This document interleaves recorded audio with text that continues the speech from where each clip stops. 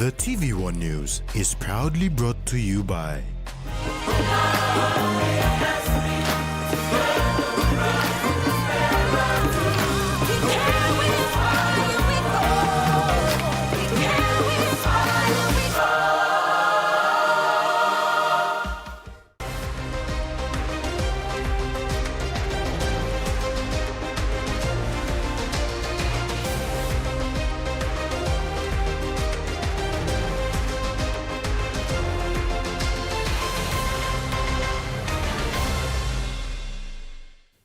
Good evening and welcome to TV1 News. I'm Jasmine Irojak.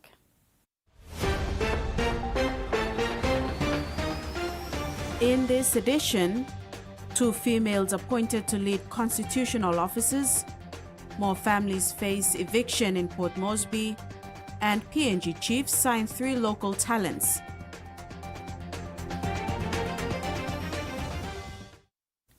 Papua New Guinea has a new electoral commissioner, a professor of anthropology and Pacific politics at the Australian National University. Dr. Nicole Haley has been appointed the new electoral commissioner of PNG, replacing Margaret Vagi, who has been acting in this role for the last 8 months. Prime Minister James Marape welcomed the appointment, describing it as a significant and timely decision for the country as it prepares for the 2027 national general elections. According to Prime Minister James Marape, Dr. Nicole Haley was appointed after a meeting of the Electoral Commission Appointments Committee at Melanesian House on June 30, 2026. Marape said the selection process was bipartisan, transparent and thorough. It involved the Prime Minister, Opposition Leader James Nomane, the Chairman of the Public Service Commission and the Chairman of the Permanent Parliamentary Committee on National Elections. The committee reviewed the shortlisted candidates and conducted detailed interviews before making its final decision. He said the committee carefully assessed how each candidate would ensure an independent election in 2027 and prepare the country to conduct a fair election despite existing challenges. The committee, including the opposition leader, then agreed that Dr. Haley was the best candidate for the position. They believe she has the qualities needed to lead the Electoral Commission and deliver a credible election in 2027. Dr. Haley is a professor of anthropology and Pacific politics at the Australian National University and has more than 30 years of research experience, and Marape expressed how she will bring valuable experience and independence to the role.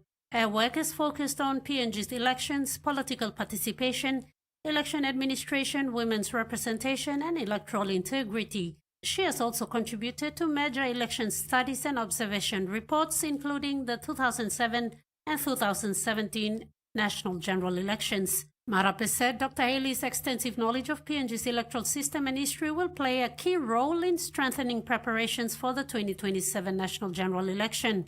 He added that the government will work closely with Dr. Haley and the PNG Electoral Commission to provide the policies, institutional support, staff, security and resources needed to deliver a credible election. Ruth Rungala, TV1 News. Prime Minister James Marape has announced the appointment of Ombudsman Tabitha Suwaye as the acting chief ombudsman, replacing Richard Pagan. This is following a decision by the Ombudsman Appointments Committee.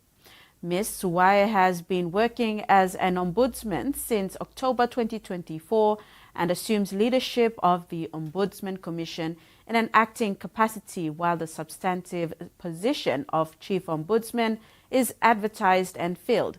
Prime Minister Marape congratulated Ms. Suwaye on her appointment and commended outgoing Chief Ombudsman Richard Pagan for his service to PNG. He said Mr. Pagan remains eligible to apply for the substantive positive should he choose to do so. The Trade Union Congress of Papua New Guinea has welcomed the appointment of Dr. Nicole Haley as the new electoral commissioner following the formal announcement yesterday. With a permanent commissioner now appointed, the union is also calling on the government to ensure funds are provided on time to ensure the national general elections are delivered successfully in 2027. Assistant Secretary General of the Trade Union Congress joined in congratulating Dr. Nicole Ailey in her appointment as the new Electoral Commissioner of PNG, describing it as a win for women, irrespective of race. And we also acknowledge the government and the bipartisan committee for the recognition of women in the country by appointing another woman, regardless of race. On the same token, he thanked outgoing Acting Electoral Commissioner Margaret Vagi for leading this constitutional office over the last 8 months. It will be remiss of us not to thank the outgoing Acting Electoral Commissioner, Margaret Vagi, for setting the stage for a replacement to see through the National General Election 2027.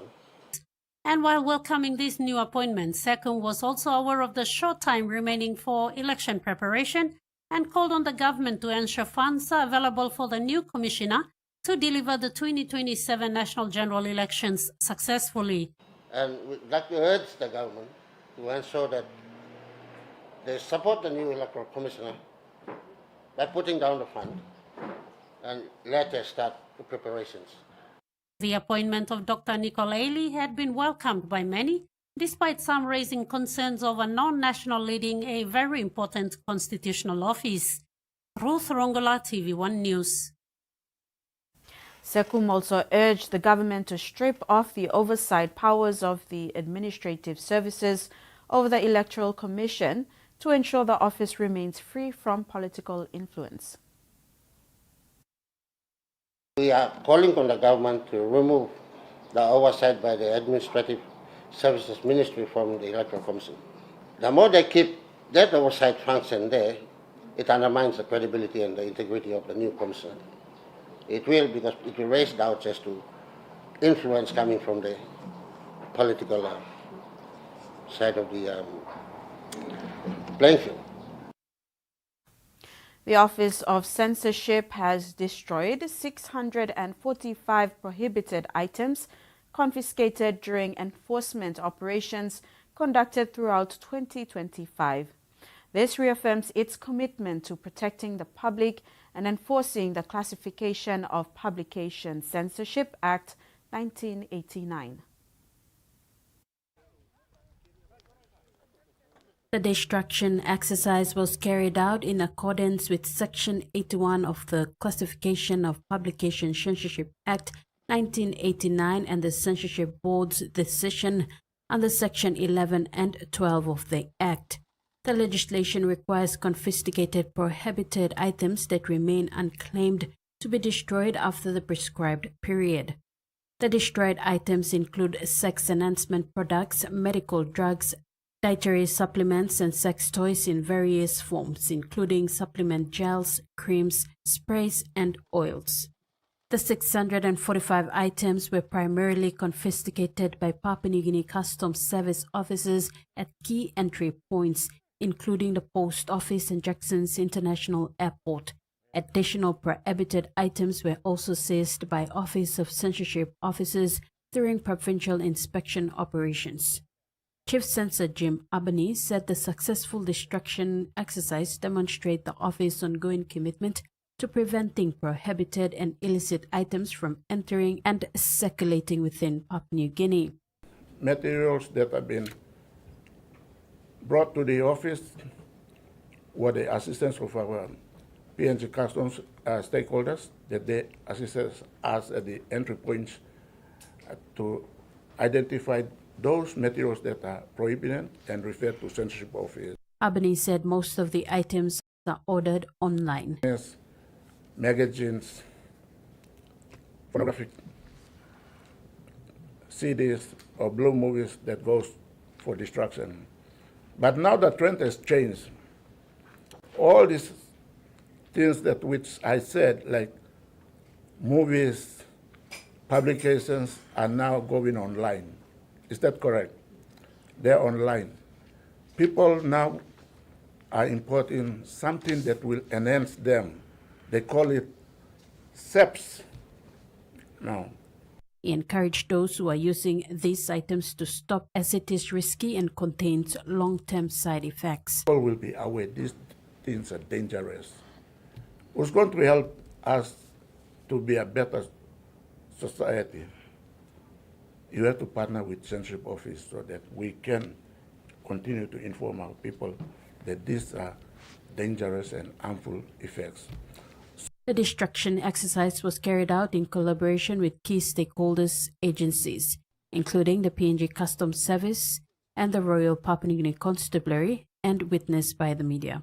The Office of Censorship will continue to work with its enforcement partners to monitor the importation and distribution of prohibited materials and reminds importers and the public to comply with the Classification of Publication Censorship Act of 1989 and any other relevant laws in Papua New Guinea. Recipa, TV1 News. You're watching TV1 News. Evictions underway at 9 Mile. That story and more after the break. Stay with us.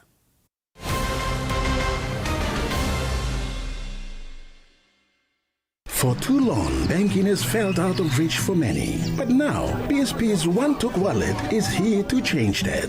Send and receive money, pay bills, and top up. It's your money, wherever, whenever. Because at BSP, we are committed to improving how our customers connect to our One-Tooks, to our family, to the ones we love. BSP's One-Took Wallet. Money made easy. Dial *131# for everyone. What a game this has been. With a minute to go, it all comes down to this. And here they come. They go wide. Passes to Becky. He juggles. Kicks it. Who will get there? No Kara. He's over. What a try. All the emotions are flowing. Jubilation. Ecstasy. What a game. A true champion is measured by their courage, their determination, and their passion to never give up and to always keep trying. With a delicious Milo and milk taste and added nutrients, Milo and milk is a great way to fuel our little champions with nourishing energy every day. Because true champions give it their all. Milo, PNG and Mia. Find PNG made.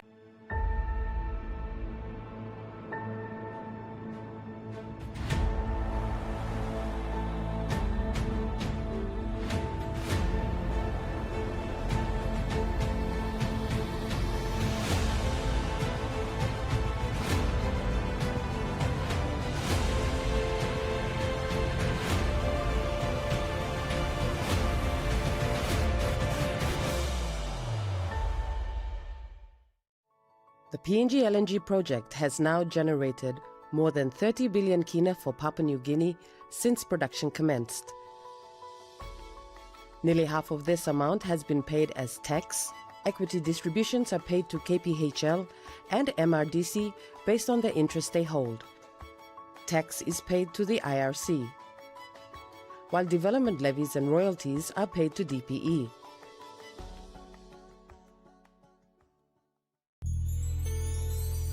Cold Power's Citrus Blast uses stain-fighting active particles to remove dirt, grease and stains from your family's washing with less scrubbing and rubbing, reducing wear and tear and saving you time. Cold Power's Citrus Blast has an amazing citrus fragrance that gives that extra freshness that will last all day long.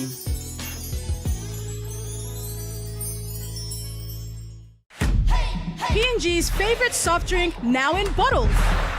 Goldspot brings you fresh, bold flavors in brand new 500ml bottles.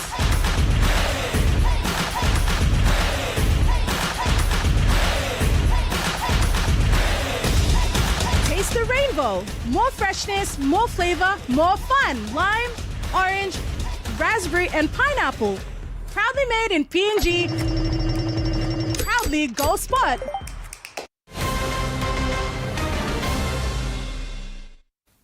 Welcome back. A new wave of eviction began today in the 9 Mile area with more than 1,000 people ordered to vacate an identified portion of land this week. Some residents started dismantling their homes today as families were seen taking down their houses, some of which have been there for more than 20 years. According to those affected, the land is claimed to have been purchased and is currently under the ownership of a businessman. Despite the situation, the evictees remained calm and complied with the court's order as they cleared the area they had long considered home. I'll just give the 1 week as well to test day by Monday or Sunday or to Savana. Test day or to Bible also. 5 days is I know to Savana. Man Mary and Miplano prepared on man no Rossum house na stablem or ready to move them na. Bago Kansona just Rossum or Sanigo. All man Mary Mipla some coat over coat go come, los la ground go on him over but. I'm caught in this issue, I'm done as I am go on him. I'm Auto McLawa and win, I'm just come now. You with the 1 man. So just 1 week as well after all court number. All court stop here, mi pla rempat. Mi pla stalo barracks, mi mama blouse, mi stalo barracks na. All house mi pla na now solo ring mi pla na mi pla kame mo ko standing mi pla down finish. House na bot broke go down. Mi stop 20 years less la. No ko am pla standing mi pla sim mo ko standing mi pla di strong ko underneath lo ground. And mi pla no so mi pla foul sana po some sol stop. So you haven't come stop with the ground I'm ground with street. Ground stop nothing, mi pla kamo ka house, mi pla stop I'm ground long kapman, mi pla stop. The self-reliant and modern healthy village of Insi in Makam district recently celebrated the opening of their new 5-in-1 classroom. Insi is a model village in Morbe province where locals share knowledge to elevate their livelihood by building their own modern infrastructure, improving water, sanitation and hygiene, and be financially literate.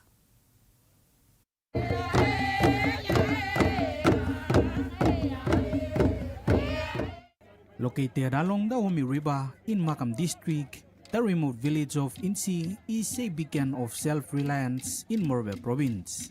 Following the capacity building trainings facilitated by local project facilitator Alex Watson, who is attached with the Morbe Provincial Administration's Community Development Division, the community has built its own road, schools, initiated smart village housing, and a strict clean village concept with zero tolerance for substance abuse and lawlessness.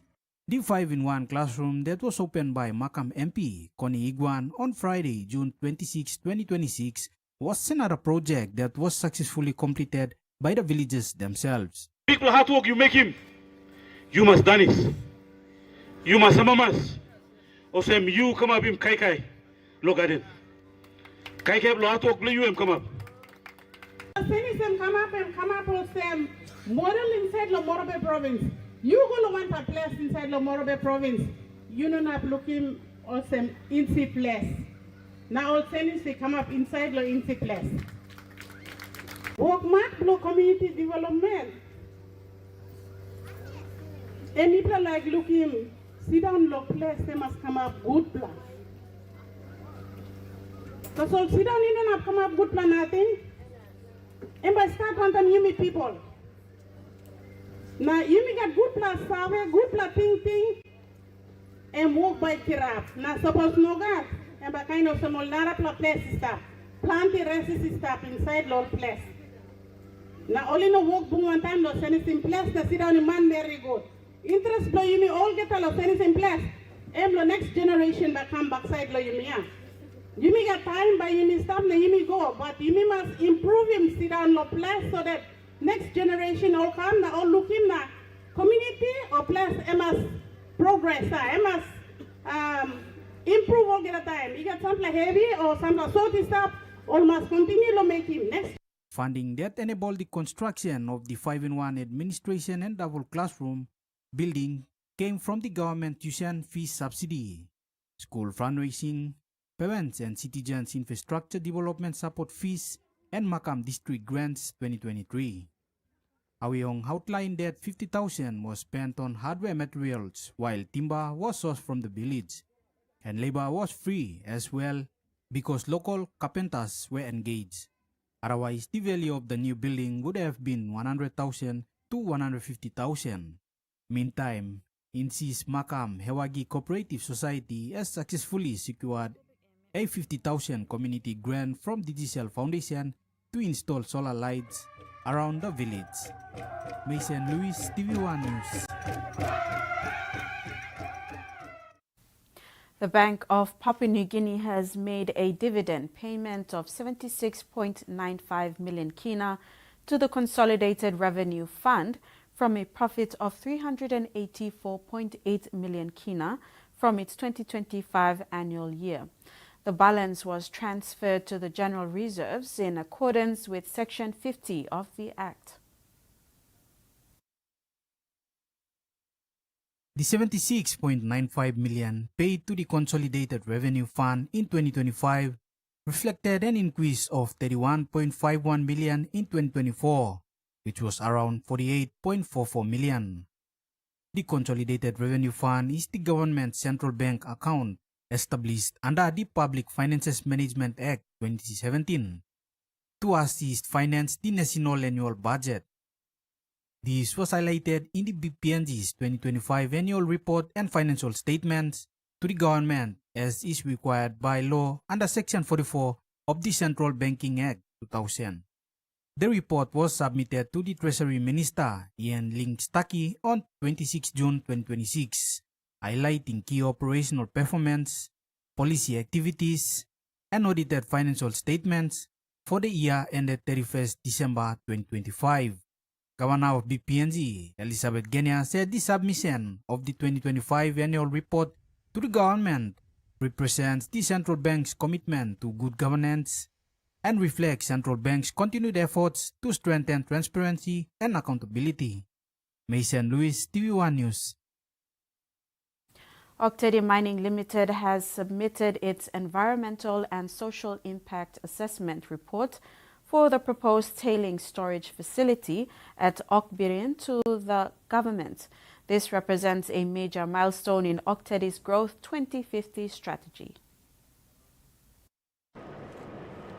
The environmental and social impact assessment submission forms a key component of Octedi's application for a major amendment to its existing Level 3 environment permit conditions issued under the Octedi Environment Management Act in 2020. Managing Director and CEO Octedi Ilimbit said the project is critical to the future of Octedi, adding that it will significantly reduce downstream impacts associated with riverine tailings disposal by retaining both coarse and fine tailings on land. The project will allow Octedi to eliminate the currently approved practice of riverine tailings disposal and transition to a modern engineered storage system that meets international expectations for responsible tailings management. These projects represent the single largest environmental mitigation initiative ever undertaken by the company, and Ilimbit said it will support the continued operation of the Octedi mine while changing the way processed tailings is managed. The proposed tailings storage facility has been designed by an international recognized and reputable company in accordance with international standards to provide a technically proven, environmentally sound and economically viable alternative to riverine tailings disposal.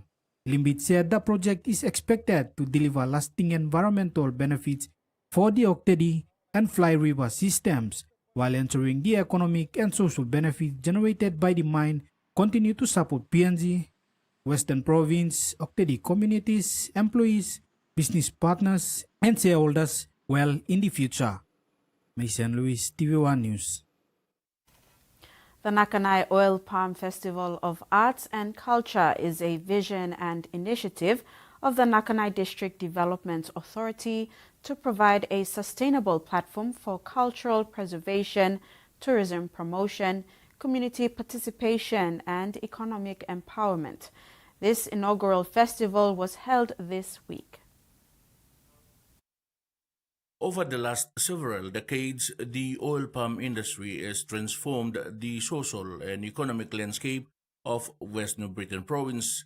Chief Executive Officer for the Nakanai District Development Authority, Jeffrey Osa, when giving a speech at the festival, said oil palm has generated employment created business opportunities, improved the infrastructure, and contributed significantly to the livelihoods of the people and the national economy. However, he said as with all development, change comes with challenges. OSA says the rapid transformation of communities and lifestyles has placed increasing pressure on our traditional customs, languages, dances, rituals, oral histories, and indigenous knowledge systems.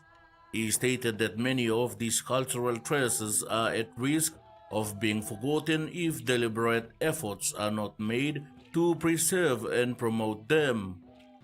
It gives an opportunity for elders to pass on traditional knowledge to younger generation. It allows a cultural showcase their unique identities and tradition. It creates space for our stories, songs, and dances, creative arts to maintain relevant, modern, and rapidly challenging world. OSA emphasized that this festival therefore serves as a bridge between the past, present, and future. It provides an opportunity for the elders to pass on traditional knowledge to younger generations. It also allows the cultural groups to showcase their unique identities and traditions. It creates a space where our stories, songs, dances, crafts, and customs can continue to thrive and remain relevant in a modern and rapidly changing world. At the same time, he said this festival serves as a tourism platform. This festival recognizes, celebrate their important role in continued success and sustainability of the industry. As we get our coming days, let us celebrate our diversity, strengthen our unity, and committed in embracing our culture to grow in as well as with the development. Meantime, head of smallholders for NBPOL, Wilfred Tangole, says the Nakanay region is blessed with natural beauty, unique cultural diversity, volcanic landscapes, caves, rivers, mountains, and some of the most hospitable people in Papua New Guinea. He said true events such as these can position Nakanay and West New Britain as a premier cultural and ecotourism destination. As the country's leading oil palm company, we recognize that our responsibility extends beyond producing sustainable palm oil. We are committed to creating a lasting value, investing in people, strengthening our partnership, and also preserving the cultural identity that makes this province unique. Freddie Moe, TVWAN News. Meantime, Women Representative Agatha Kapi said the Oil Palm Festival of Arts and Culture has inspired young people to take pride in their identity and encourage greater partnerships between government, industry, cultural institutions, and communities. She said the festival also promoted tourism, create economic opportunities, and strengthen commitment to sustainable development. When we talk about art and culture, it's more about dancing and all this. You mean got all picking in you mean all schools, all you can send up him all hall, all you can put him all picture, all you draw him, behind him all culture, belong all. Next time we will improve from there. And now the finance report. The kina closed unchanged at $0.2279 US in the interbank market. At Bank South Pacific, our kina was buying $0.2204 US, $0.3164 Australian dollars, $0.1858 euro, and 35.60 Japanese yen. Looking at commodity prices at New York closed, gold, coffee, cocoa, and copper closed higher, while crude oil closed lower and palm oil closed the day unchanged. And on the stock market, the Dow Jones, ASX, and all ordinaries all closed lower.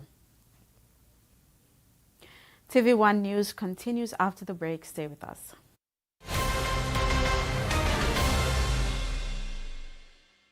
Bank Banking doesn't have to be complicated. With PSP's One Talk Wallet, control your money wherever, whenever. Dial *131#, enter your PIN, select cash in or out, and generate a secure code to withdraw cash. It's the only wallet for cardless ATM withdrawals. Send and receive funds, pay for goods and bills, or withdraw cash with ease. All with PSP's One Talk Wallet. PSP's One Talk Wallet. Money made easy. Dial *131# today.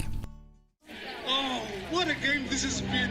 With a minute to go, it all comes down to this.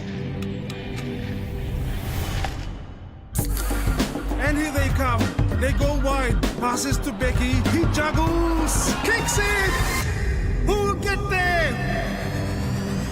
No, Kara. He's over. What a try. All the emotions are flowing. Jubilation. Ecstasy. What a game.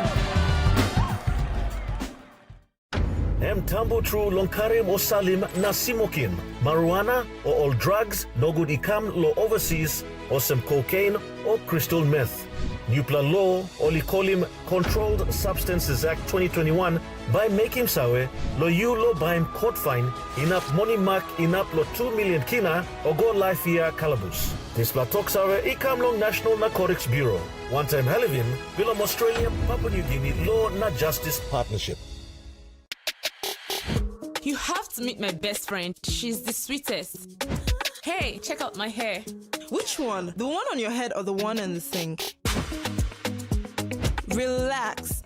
Next time, just use the Mega Growth Anti-Damage Relaxer. It's infused with wonder oils and conditioning proteins for visibly less hair breakage after retouching. Now your hair looks great. Thank you. Mega Growth Anti-Damage No-Light Cream Relaxer for visibly less hair breakage after retouching. Hey PNG, get ready to brush to the beat for Colgate National Toothbrushing Day. Brush to the beat with over 480,000 registered participants this year nationwide. Brush your teeth for 2 minutes twice a day and remember to change your toothbrush every 3 months. Head over to the Colgate Pacific PNG Facebook page for more info or drop a comment and tell us a song we can brush to the beat with. Get brushing this National Toothbrushing Day with Colgate. Always on WhatsApp? Then this is your style of banking with TISA. Check your account balance or even chat with a TISA bank agent. Get started today by following these simple steps. 1. Save TISA Bank's official WhatsApp number in your phone. 2. Open WhatsApp and send a simple hi. 3. Follow the menu to start banking. It's that easy. TISA Bank. Banking on change.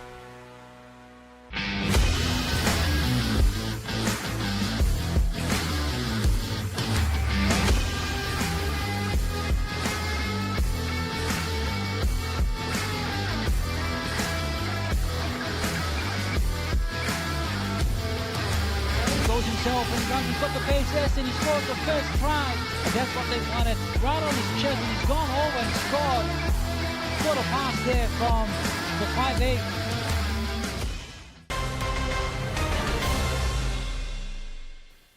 Thanks for staying with us. Prime Minister James Marape reassured the nation that the government is committed to supporting small and medium enterprises and has directed an independent audit into the management and disbursement of SME funds following serious allegations of misuse of funds. Prime Minister James Marape, in a statement, said the government had taken note of concerns being raised by members of the public and various stakeholders regarding the administration of funds allocated to the SME sector. He emphasized that the claims currently in circulation remains allegations and should not be treated as established fact until an independent assessment has been completed. He stressed that SME development remains one of the cornerstone policies of the government because it is central to creating jobs, empowering Papua New Guineans, and building a stronger domestic economy. The National Monitoring and Coordinating Authority and the Department of PM and NEC have been instructed to engage an independent external audit firm to undertake a full reconciliation of the SME funding program.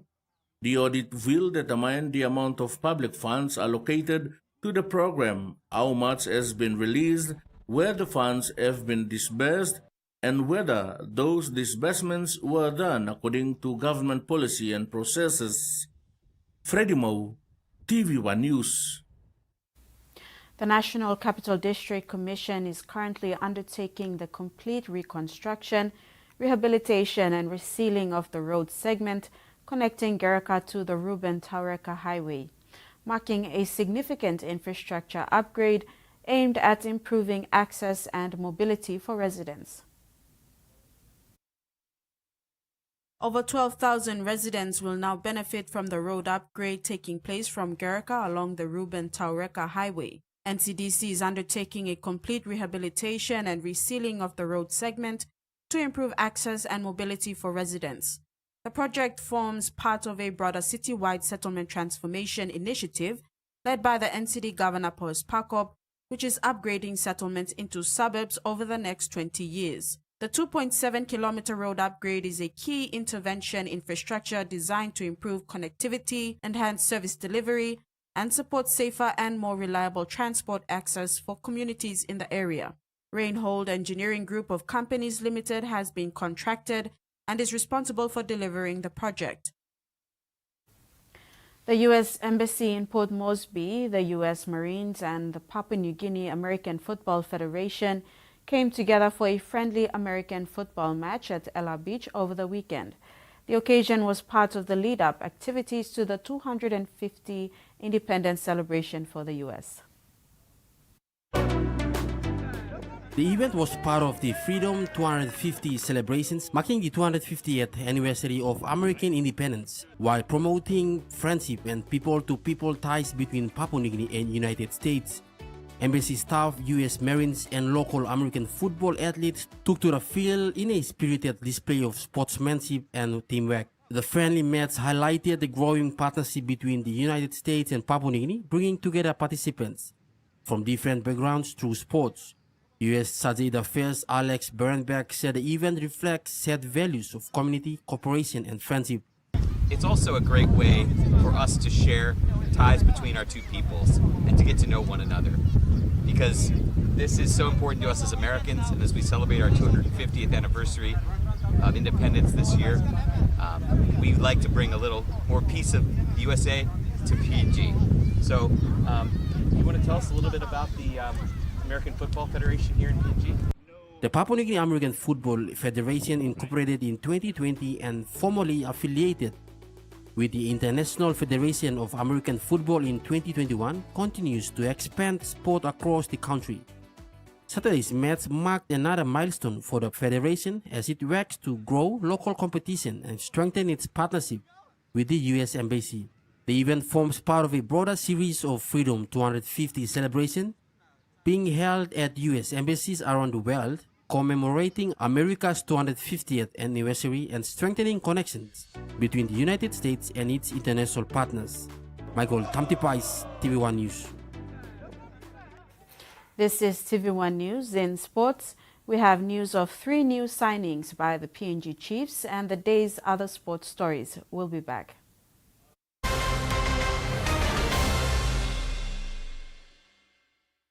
Meet UmiPay, your digital wallet from TISA Bank.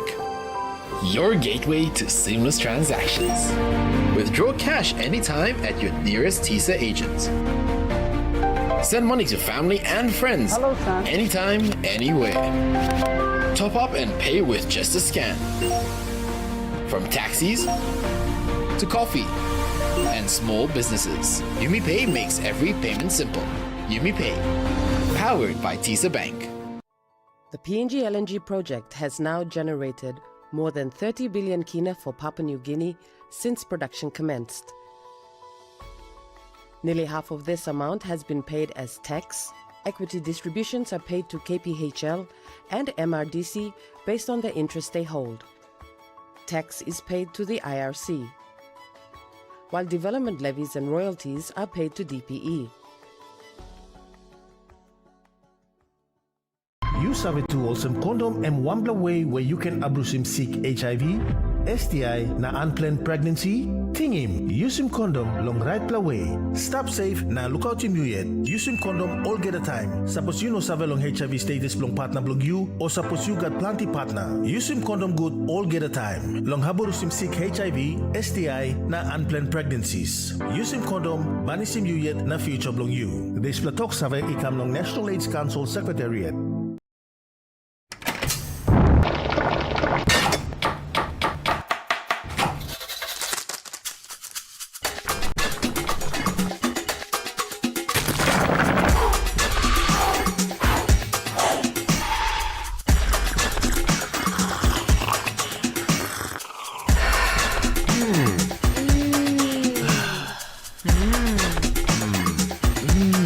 Snacks Noodles. Tastier, but you like him more. Life is about making memories, sharing new adventures. Go beyond the familiar. Don't let bacteria hold you back from experiencing the world.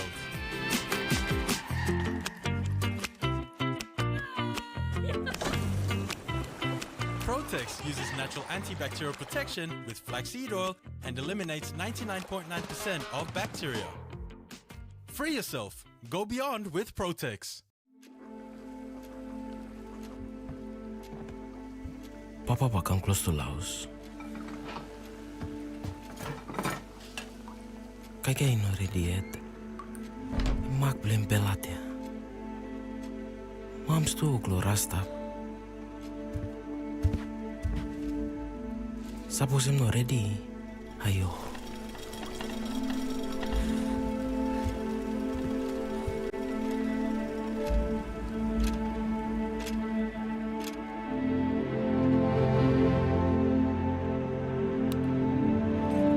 Mamas lepas him the pups.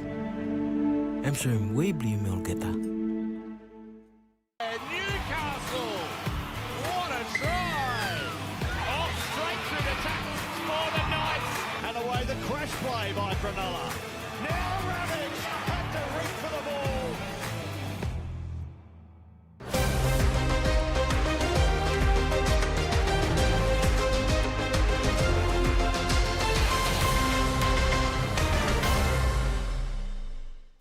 Welcome back. 3 Papua New Guinean homegrown players, Gairovoro Moria and Finley Gladet, have become the first locally produced players to be officially signed by the NRL expansion club, the PNG Chiefs. This milestone was announced at the Santos National Football Stadium today. The signing represents a historic moment for rugby league in Papua New Guinea, marking the first of 3 homegrown players have been secured ahead of the Chiefs' anticipated entry into the NRL in 2028. PNG Chiefs General Manager of Football Michael Chalmers had the honor to make today's landmark announcement outlining the trio have signed a 2-year full-time development contracts with the PNG Chiefs. He further explained the contracts aligned with the NRL club development contract standards, providing players with high-level structured development pathways. Today, that day has finally come. Moria, Finley Gladet and Gairovoro, the first ever PNG-born players to sign full-time contracts with the PNG Chiefs. This is a moment that is bigger than just 3 players. It's about 3 families who have sacrificed and given so much. About 3 villagers who have watched and nurtured young boys into men. And about a whole country who have waited generations to see the impossible become possible. Chalmers said the development deal is seen as an opportunity for these players to demonstrate their readiness, especially during upcoming World Cup matches against Lebanon, Samoa, and potentially the knockout rounds. Today we announced that they have agreed to a 2-year development contract. This is not an endpoint, but just the beginning, an opportunity to prove that between now and our first game in 608 days' time, that they belong in the top 30 squad alongside Jerome Luai, Alex Johnston, Connor Watson and Matty Lees. The men are well aware that if they continue on the trajectory they currently have, this development contract will be upgraded into a top 30 deal. We have made it clear that this team needs to be Papua New Guinea's team, but nothing is owed to anyone and everything has to be earned. These men have earned the right to have their names etched into the history books today. The next chapter is now theirs to write. Chalmers also thanked PNG RFL, PNG Hunters, and the PNG Kumals for their roles in the players' development. CEO Lorna McPherson highlighted the significance beyond just signing players. She emphasized creating opportunities for young talent across Papua New Guinea, whether from the highlands or coastal villages, through alignment with the PNG RFL Academy Development Pathway Program. But today, for me, having been here for such a long time and being part of the development of rugby league in Papua New Guinea, it's just amazing. I don't feel it's about signing 3 players. For me, it's about possibilities for Papua New Guinea. It's about every boy and girl throughout Papua New Guinea, whether they come from Tari, the islands, down in Kupiano, wherever in Papua New Guinea. It's about believing that the dreams matter. And you know, Shamus and myself have had so many talks about how we get and lift the game so that we get the local players and be able to have them in our team as well. Ferguson acknowledged the important roles played by key stakeholders behind the scenes, including PNG RFL Board Chairman Sandy Saka, CEO Stanley Hondina, Head of Operations Tony Archer, PNG Hunters CEO Scott Barker, PNG RFL Head of Pathway Development Joe Grima, and their teams. The announcement sets a promising precedent for the future of rugby league talent development in Papua New Guinea and a progressive pathway for local players to reach elite professional levels. Terry Longwood, TVWAN Sports. The PNG RFL Academy program team has concluded its consultation visits covering 8 provinces, mainly in the Highlands and New Guinea Islands regions. The workshops involve sports masters from various schools, local league administrators, and technical officers. PNG RFL Academy Operations Manager Raymond Aru highlighted that the main purpose of the visits was to see firsthand the activities on the ground and conduct assessment of schools that are already running rugby league competitions to see if these competitions meet standards that are in line with the PNG RFL Academy Pathway Program. We have criteria that we follow, and most importantly is a schools competition. I think with the academy we're aligned with the schools competition, and where there is a school competition, that is where we look to, and then we go and get assessments and try to see if they meet the criteria. From those visits, Aru noted and acknowledged challenges in terms of logistics and accessibility faced by individual provinces. We found out different challenges that we have, so we look at, green space, accessibility, training venues. With the academic programs, we have kids who come for training and then travel back home in the afternoon. So, safe environment, conducive places that we see. So these are some of the things that we see. So it's not, the interest is high to have an academy, but we've got to make sure that we tick off these boxes before planting academies across the provinces. We're looking to expand the program. I think the further we reach out to young kids across the country, there's an opportunity there that we can find someone that we believe has the talent, or has the talent to be a part of the academy and progress up at the senior level. So, we're looking at expanding the program definitely. Following the trip, the team will now compile and submit a full assessment report and recommendations to the PNG RFL for a final decision on which new provinces will be joining the next academy program, which kicks off this November for 22 weeks. The round of the tours covered Medang, Wewak, Kavieng, Kimbe, Jiwaka, Simbu, and Kainantu. Terry Longwood, TVWAN Sports. Over 20 kids from around Port Moresby participated in the School Holiday Camp Junior Tennis program, which concluded today. The 4-day junior tennis development program hosted by Tere Apisa Tennis Academy started on Monday and ends today with the prize and certificate presentations. It had been a fun-filled week at the Port Moresby Records Club for young tennis enthusiasts within Port Moresby. School Holiday Camp Junior Tennis Development Program had attracted over 20 kids throughout Port Moresby to the Port Moresby Rackets Club for a week-long junior tennis development program. The kids are from different origins including Philippines, Pakistan, France and Australia. They came here for a week-long program. They participated in tennis activities, including some art activities, and also created some very good friends. According to the PNG representative tennis player Abigail Terry Apisa, who is also running this program, said this is one of their best life experiences. So it was a nice time for all the kids to learn different cultures, learn different languages, and I saw that during our breaks where they all got to mingle. All the different stages, group stages, got to mingle with each other and learn about each other.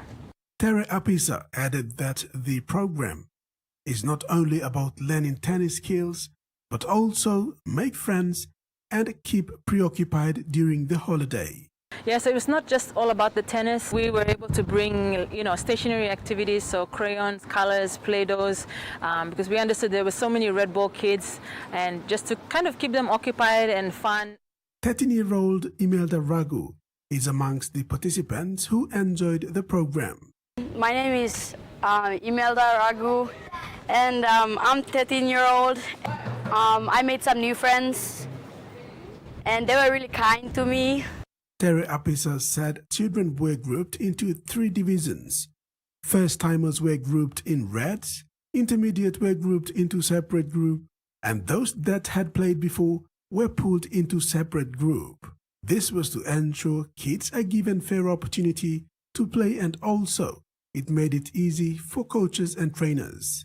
Winners and top performers in each group was awarded recognitions. And our winner for the A grade is Imelda Ragu.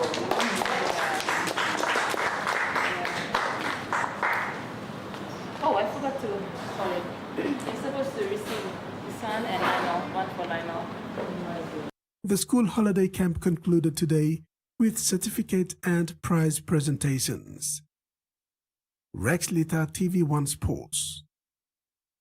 Hekari Women FC produced a stunning second-half comeback, scoring 3 goals to defeat Ba Women yesterday, and secured an important Group A victory at the OFC Women's Champions League in Honiara.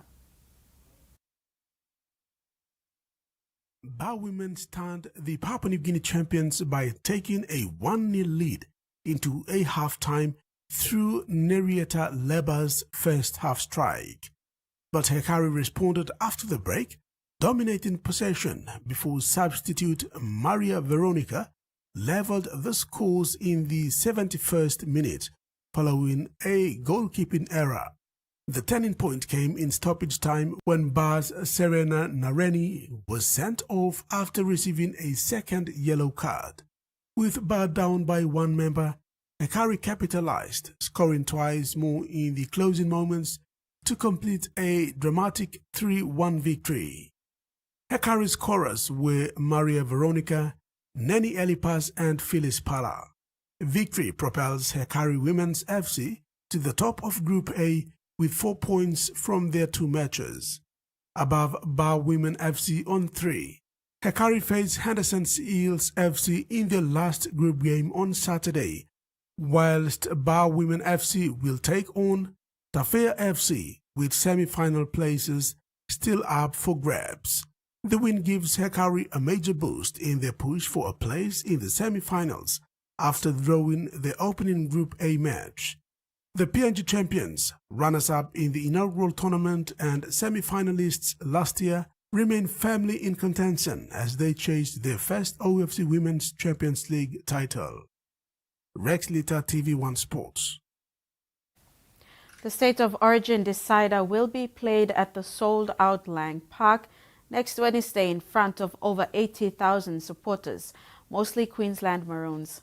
The North Queensland Cowboys' towering forward Jeremiah Nanai has been recalled into Maroons' team for the decider and will be an aerial threat for the New South Wales Blues all night.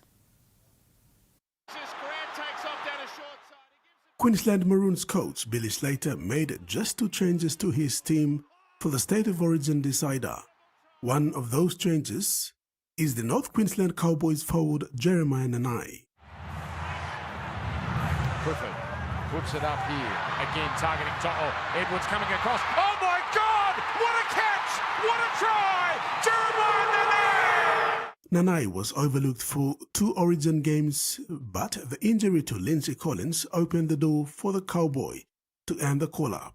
Slater told 9 News that Nanai didn't make the team because he helped Cowboys defeated the Penrith Panthers on the weekend. Instead, he has always been a talented footballer and deserves his selection. Yeah, it was great to see him play well on the weekend, but I learnt nothing from the weekend's game that I didn't know already about Jeremiah Nanai. I just know whatever role that we ask of Jeremiah, he's going to be able to perform that for this footy team.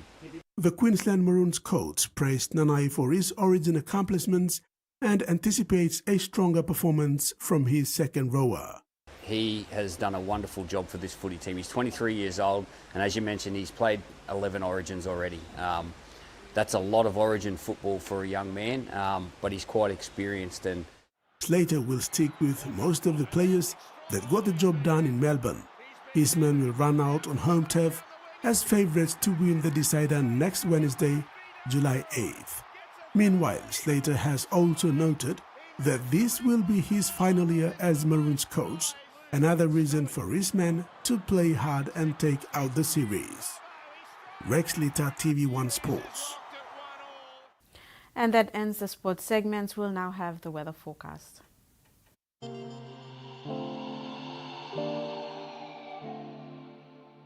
Regional forecast. Southern, Port Moresby partly cloudy. Kerma cloudy with few showers, rain drizzles. Momase, late partly cloudy. Wewak partly cloudy with chances of some showers. New Guinea Islands, Kimber, Kokopo and Rabaul cloudy with rain showers and possible thunderstorms. And Highlands region, Goroka Bands and Kundiawa partly cloudy with chances of few showers. Mendi, Tari and Wabeg, cloudy periods with some showers and possible thunderstorms. Coral Sea, seas moderate to rough with southeast winds of 15 to 20 knots, reaching 33 knots at times. Solomon Sea, seas moderate with southeast winds of 15 knots to 20 knots. Bismarck Sea, seas slight to rough with southeast winds of 5 to 15 knots, reaching 20 to 33 knots at times. And coastal waters forecast, waters of southern PNG Indonesian border to Daru to Kiwa Island and across Gulf of Papua to Port Moresby to Hood Point. Seas 1.5 to 2 meters, rising to 3 meters over Hood Point and open seas. Waters east of Kiwai Islands to Kikori to Keramat Yule Island to Port Moresby. Sea 0.5 to 1.5 meters. And waters of Hood Point to Samarai and all Milimbe Islands to Cape Vogel. Seas 1.5 to 2 meters, rising to 3 meters in open waters.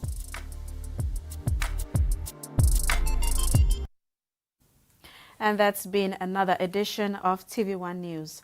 Thanks for your company. Good night.